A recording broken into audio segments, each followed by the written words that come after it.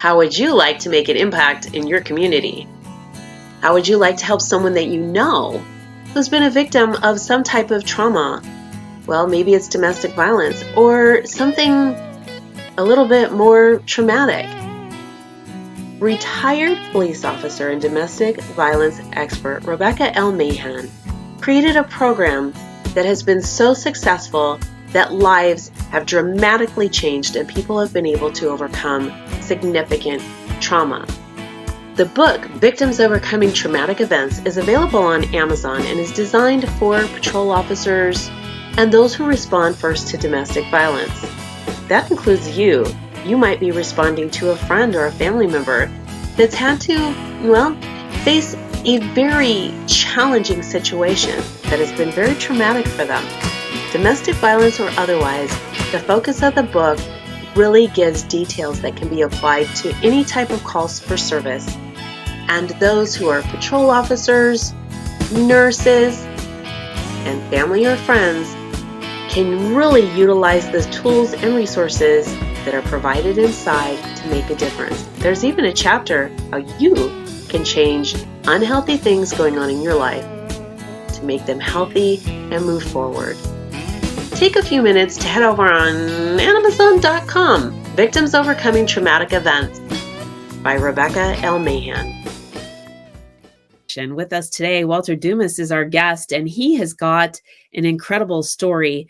We won't be able to get to the whole story today, but there's going to be multiple opportunities as he'll be back. He's a poet and author, and he has been the victim of an incredible story that you're going to want to know about, and we will be talking about over time. You may have heard of the OK Boys Ranch, and he was someone who was there. I'd like to welcome him, and I hope in your hearts you'll welcome him too. Welcome to the show, Walter Dumas.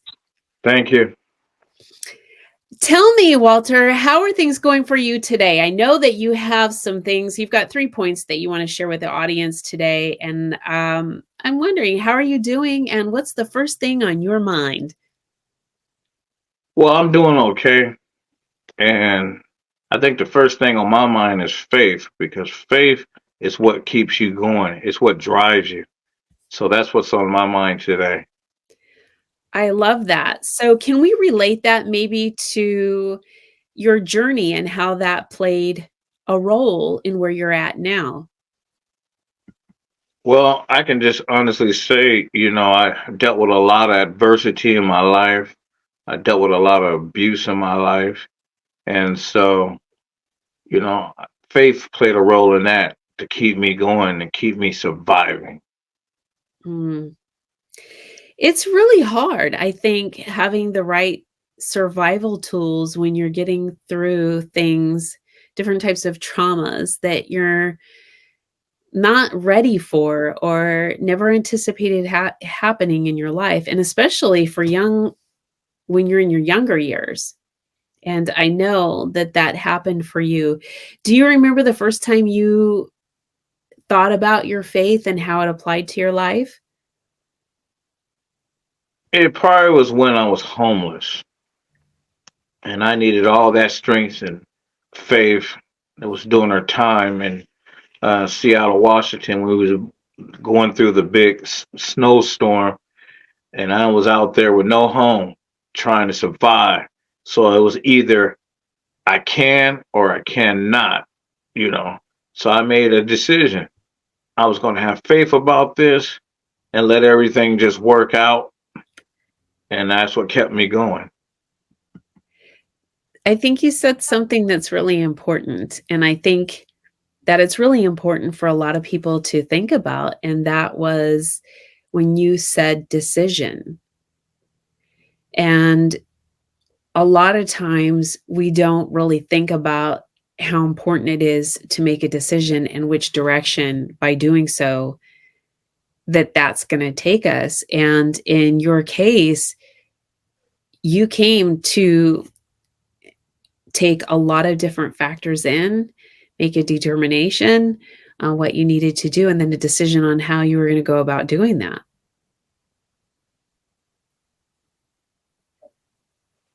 That's true. So, You yeah. know, I just had to teach myself how to be strong. I faced so many things in my life, so I could sit here and just, you either can just lay down and give up, or you can get up and do your best to keep going. It's a decision, but that's your decision. That's not nobody else's decision to make for you. You got to be willing to say, look, I'm going through this, I'm going through that.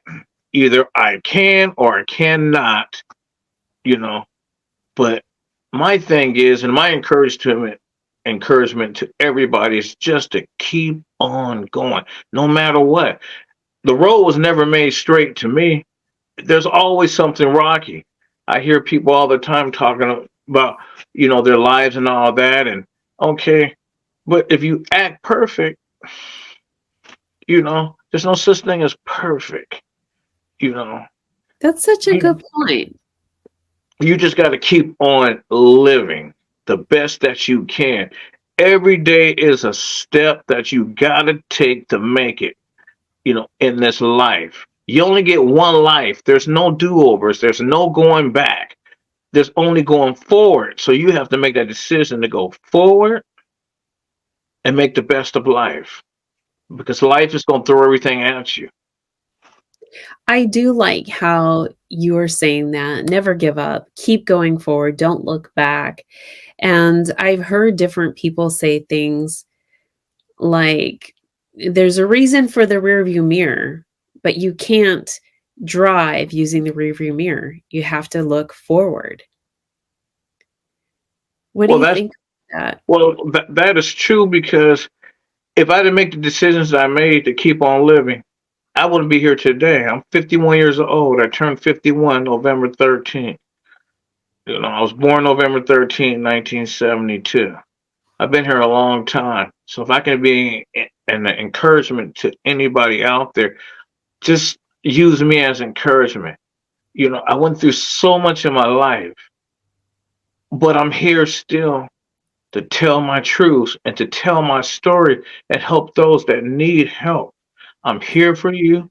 I care for you and I love you. And just use me and you will see. You can go through anything in your life, but God teaches me that to stand up and He keeps pushing me forward.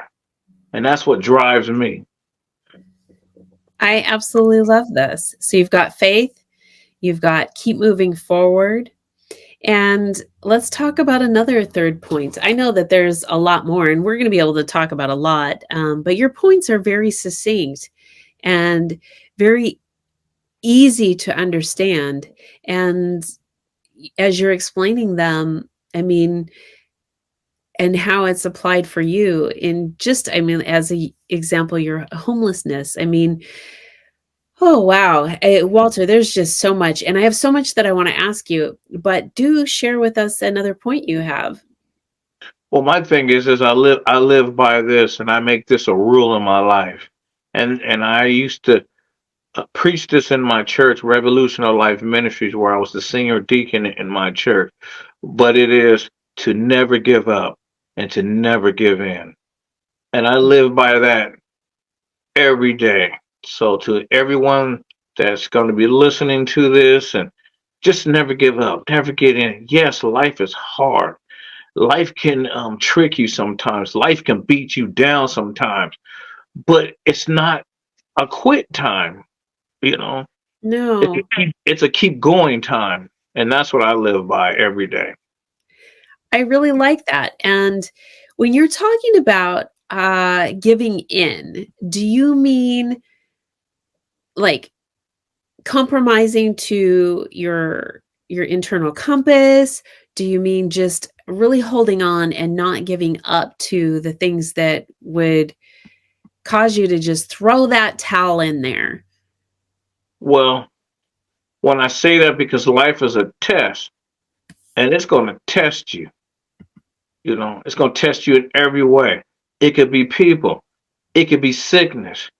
You could be close to death. Any of things, it's going to test you. And you just got to have that heart and that mind to just not give up and to not give in. Never give up. Never give in. I know some things in life and I understand it can't be helped and things are going to happen to you in life. But long as you still standing, keep going. I encourage you. Please keep going. I really love this. Keep going. Have faith. Stay strong. Yeah. Don't look back. Keep looking forward. Let me let me just kind of glance back, because to come to the point in each one of those things, you had to endure some adversity. And what age did that start for you? I can say that I had a very bad childhood. But I think when everything really starting to hit, I was 8 years old. And then I went into the DSHS, foster care system. And that's when things started to really just, go into the direction, you know, of a very not good life, I could say. A Mhm. very horrific life that dealt with child abuse. Do you think there is far more child abuse in our society than what most people would know about, and far more people either in or needing to be in the foster care system? The foster care system is broken. They can change the name of it from DSHS to what it is now, Children and Family Services, but you can't mask the horrors and the horrific things that children have been going through. I have been an advocate against the foster care system for years. I just believe it's just a system where you know, some kids are just dropped off and, they're thrown away. It's sad. It's heartbreaking. Being a parent, and a grandparent, it's hard for me because I see kids, in the system. Sometimes that can't be helped. Some kids end up in there because either they're abandoned, they're abused, or the parents just didn't have the education and the knowledge Okay. to take care of their children. Then they end up in this system that's not designed to help you. I'm living proof of that. I've been in 65 foster homes, 2 group homes, two mental institutions. You can't tell me, it was supposed to be designed to help you, Okay. but in my experience, it was designed to break you, and it broke me. I can understand. Do you, now let me ask you this, because I know that there are a lot of foster care programs that have been very successful and have produced really loving families and very successful um, children from those experiences. Would you separate a, I guess, a governmental institution such as what you're mentioning from another organization that might be really geared towards helping children? And if so, what would the difference do you think would be? I believe there's private organizations out here that are trying to help, children and advocating like I'm trying to, so we can fix the system that, Okay. you know, but I can say we're in 2024, so maybe there are things out there that they're trying to help. But in the early 90s, 80s, and 70s, no. It was a system that designed to break you down. It's really interesting. The whole system, especially statewide, countywide, and each individual one, there was a lot of trouble with the system. I know that that holds true also with the mental health care system, where there was a lot of people who were under the guise of getting assistance, and then released into society without getting the help they needed. And so we could go historically into a lot of things back in the 70s that just were really very unhealthy for children, for people who are having mental health issues. And then if we fast forward, we have a lot of unfortunate things that have sort of um, had the ripple effect from that. And you are an example of what happened during that time period, but also an example and a just refreshing stream of encouragement, because with the amount of things that you even just shared with the audience now, you're still persevering through because you have goals, you have a direction, you have things that you're looking to do, you want to help others. Perseverance is, I mean, at the core of who you are. And we go back to your three pillars that you have faith, never give up, keep looking forward. I just really love this. And so let me ask you, because the show is really geared towards those that are 18 and older.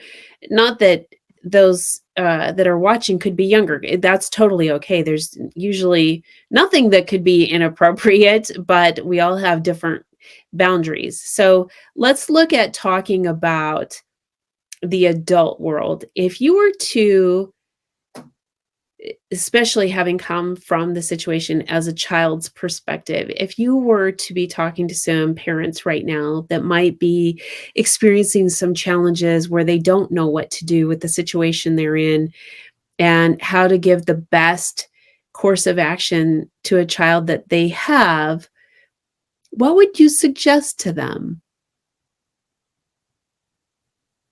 I would tell them to, seek out help, seek out counseling, for their child.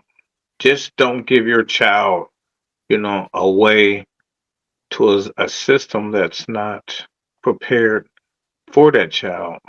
It's not working for that child. There's a lot of groups out here where parents can go, you know, to help with their child. If you love your child, if you care about your child, then you'll be willing to, sacrifice the time. I don't care if you're working, I don't care if you're at home. If you love your children, you're going to seek out that help because there is a lot of help out there, counseling, peer groups, and things that will help you to help your child so you guys can stay together as a family. I love that, focusing on staying together as a family. I think that that is so important. I know for me, I learned early on, um, through mommy and me classes, that there's resources available every step of the way at every sort of milestone, and those that are in between the milestones. Resources are available. There are things that are available um, to enrich the parental life as well as the child's life. And I think from things that I have found and other things that I've been doing in helping people, the biggest challenge I have found is that lack of knowing where to find resources.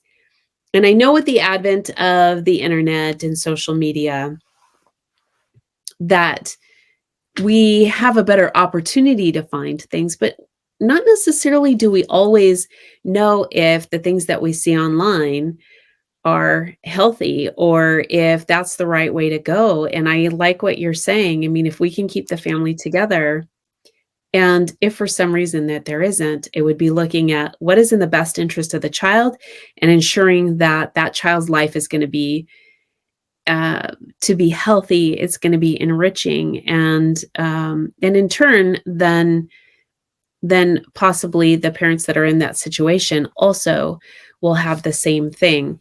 Um, I know that you have done a lot of writing, Walter, Yeah. and you've expressed emotion through your poetry. You have a book, Silent Suffocation.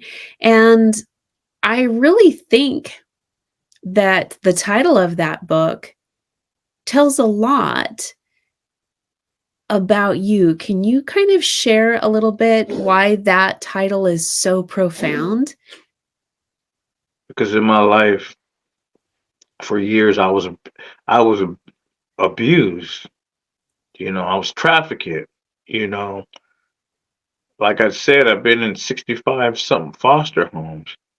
All my life, I didn't have a say-so in my life. My life was always directed and controlled. So the title makes sense to me because people has always have tried to silence me and suffocate my life, to abuse me, to prey on me. And that's why the title of this book is so perfect from my experience and what I went through. Did you feel like you were being suffocated and you didn't have a voice at all? That's what I felt like. I felt like I didn't have a voice. I felt like, whew, I just felt like they was just trying to just end my life, you know, destroy my life, you know. And that's the part that just really hurts when I reflect on it and look at it. I went through so much. I don't wish on any child, you know. I went through things even in my adult life I don't wish on anyone, whether you're a child, whether you're an adult. But here I am, still standing, still trying to move forward. Despite it all. Yes, I got these tears in my eyes and things hurt. But God built me different. He built me with a I don't quit attitude, despite it all. People today still try to silence me. People today still try to suffocate me. You can't. My faith in God is bigger than what the perpetrator is trying to do to me. Let me just say something. I'm thinking about this, and I'm thinking about how do we overcome suffocation? And you need oxygen to do that. And I'm thinking about your pillars: having faith, never giving up, keeping looking forward. And I'm thinking that those are actually the oxygen to not silence you, to not suffocate you or your voice. And you are doing just that. You are moving forward, and the pain is there. And I know that that's there not only when you feel it to help you continue to work through all of those things, but also to share with somebody else that you understand. You understand those things. And where you're at in life now is not only have you experienced this as a child, but you can look at this from a different end now as a parent, as a grandparent, and say, hey, this is how things should or shouldn't be. And here's some boundaries. And I know in your book, you talk about these things, which is absolutely essential. I really feel like sometimes we need a handbook because we're not given one. We're not given a handbook on how to deal with certain things, and some of the things that need to be in our schools, in our education system, has to do with parenting and having healthy relationships, and whether that's with yourself or with your children or anybody else for that matter. And it's just not there. They've taken so many things out of our education system that provides us tools to address things to help us get through life. And this is an area that I think really needs more focus. And I hope that you will be pursuing the advocacy of that through your writing and through the contacts that you have as you move forward. Let me ask you, Walter, what was the biggest challenge in writing your book? Well, I can say that you're talking about 40 plus years of depression, 40 plus years of abuse, 40 plus years of torture, in your life. And then you got to remember all the things that happened to you. And in order to write that book, I had to get upset. I had to get mad. And I was able to remember everything once I got upset, once I got mad. And that kept me keep pushing forward to write this book. Yeah, you have to. You have to dig deep and get to the core of those feelings. It's absolutely important. And um, it's absolutely important to push through and remember the things that you don't want to remember sometimes. Whether it's to help you through a certain situation, whether it's because you want to share your story and get it out there, um, any Well, of those things. I can say this, and if I can encourage anybody that's going to be looking at this, you have to find something therapeutic, you know, to keep your life going, because you're going to deal with a whole lot of mess in your life. For me, writing poetry, writing stories, I'm a romantic. I like, writing that way. But it's therapy. Writing for me is therapy. It keeps me going. And then also, you know, I'm not telling anyone to do this, but if, for me, was a big thing for me back in the day when I was a deacon. So I'm just happy to say that I started back in church on last Sunday. That's other therapy for me, and I'm planning on going to that church every Sunday. And, that's going to be therapy for me too, to help me keep pushing forward and, not give up and to not give in by doing that. So I encourage anyone to just find an avenue for you. What's going to make you, you know, just keep pushing forward? Because that's what life is. It's supposed to keep pushing forward. Obstacles and tribulations and trials, they're going to come. We know this. Yes. I want to thank you so much, Walter, for your time with us today. Can you share with the audience where you'd like to have them connect with you? They can text me, or email me at Walter Dumas business at AOL.com. If they'd like to leave me a text, I will respond back. Uh, I'm always on Facebook. You can just reach out and put Walter Dumas in there and just friend request me that way. TikTok and Instagram and LinkedIn. And all you got to do is put in Walter Dumas. You'll find me that way. And I'll accept your friend request or follow me, and I'm there, and you'll learn all about me. I love it.